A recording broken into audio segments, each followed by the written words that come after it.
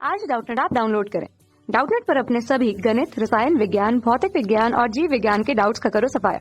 बस प्रश्न की फोटो खींचो, एक ही प्रश्न को क्रॉप करो और तुरंत वीडियो सोल्यूशन पाओ। अभी डाउनलोड करें।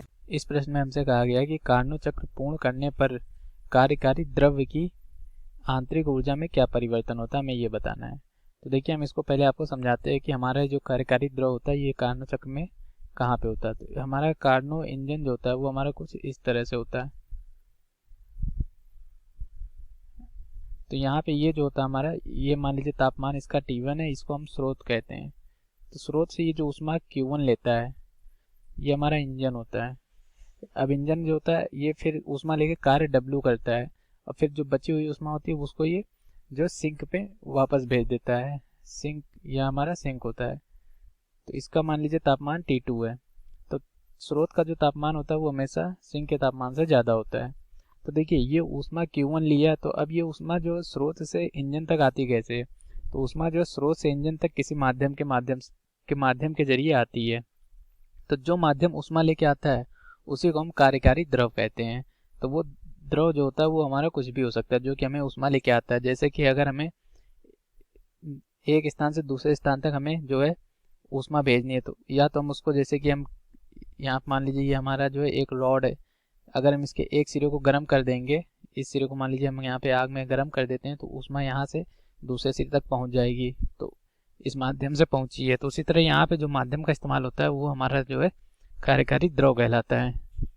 तो अब हमसे कहा गया कि जो ये हमारा कार्नो इंजन भी है, तो कार्यकारी द्रव जो होता है वो चक्र के बात की गई है। तो चक्र मतलब क्या होता है कि जैसे कोई भी इंजन जो होता है, मतलब कोई भी चीज़ जो अपनी स्थिति से, मान लीजिए ये अपनी प्रारंभिक स्थिति 1 पे है, ये यहाँ से अपनी किसी दूसरी स्थिति बिंदु 2 तक जाती है और फिर ये वापस घूम के अगर बिंदु 2 से फिर से ये बिंदु 1 पर आ जाती है, तो इसी को हम कहते हैं चक्रीय प्रक्रम।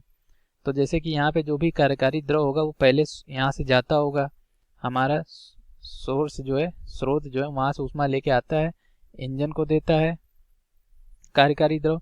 फिर जो बची हुई ऊष्मा होती है वो हमारा इंजन से सिंक को देता है और उसके बाद फिर ये घूम के जाता है स्रोत से ऊष्मा लेने और फिर वो कार्यकारी द्रव फिर यहाँ से ला के ऊष्मा देता होगा। तो कार्यकारी द्रव एक चक्र में काम करता रहता है।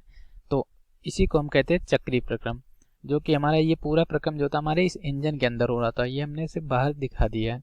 तो अब हमसे कहा गया इसमें क्या, तो देखिए चक्रीय प्रक्रम में जो हमारी आंतरिक ऊर्जा में परिवर्तन होता है डेल्टा U, वो हमारा शून्य होता है। क्योंकि ऊर्जा, आंतरिक ऊर्जा क्या है? आंतरिक ऊर्जा हमारी एक जो होता है बिंदु पे निर्भर जो है गुण है। मतलब अगर बिंदु 1 पे जो हमारी किसी वस्तु की आंतरिक ऊर्जा U1 मान लीजिए 5 जूल है बिंदु 1 पे, तो अगर ये वस्तु हमारी कहीं से भी यहाँ किसी भी पथ से घूम के अगर वापस बिंदु A पे मान लीजिए इतना घूम के बिंदु A पे वापस पहुंच जाएगी, तो फिर से इसकी ऊर्जा 5 जूल ही हो जाएगी।